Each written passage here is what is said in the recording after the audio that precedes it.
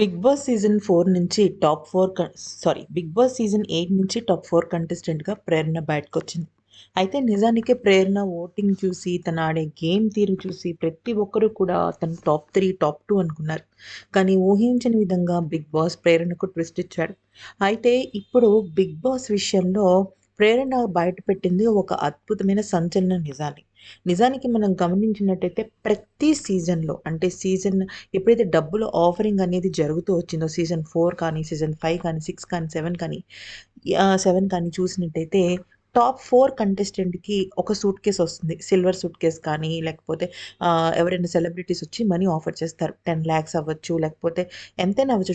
ఇంకా బార్గెయిన్ చేస్తే 15,00,000 అవ్వచ్చు, ఏదైనా అవ్వచ్చు. కానీ ఈసారి ప్రేరణ తీసుకుంటుందని తనని టాప్ 4లో పడేసి కనీసం రూ. 1 కూడా తనకి ఆఫర్ చేయలేదు. అయితే ప్రేరణ ఏమనుకుందంటే తను చాలా కష్టపడి ఆడుకుంది. అంతేకాకుండా తనకి కొత్తగా మ్యారేజ్ అయింది కాబట్టి ఎన్నో సందర్భాల్లో తనకి డబ్బులు నీడ్ అని అనుకుంది.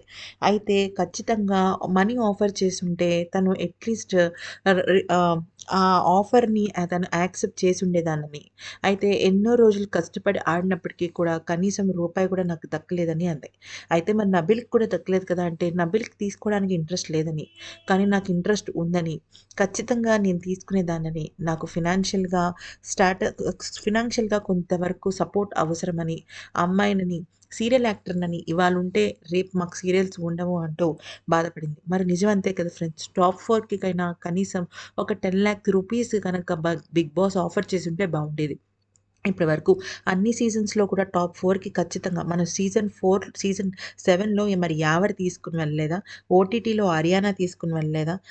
సో, ఇలా మనం చూసుకుంటూ వెళ్తే చాలా సీజన్స్‌లో టాప్ 4 కంటెస్టెంట్స్ 10,00,000 తీసుకెళ్ళిన సందర్భాలు చాలానే ఉన్నాయి. మరి ఈ వీడియో గనుక నచ్చితే లైక్ చేసి సబ్స్క్రైబ్ చేసుకోండి.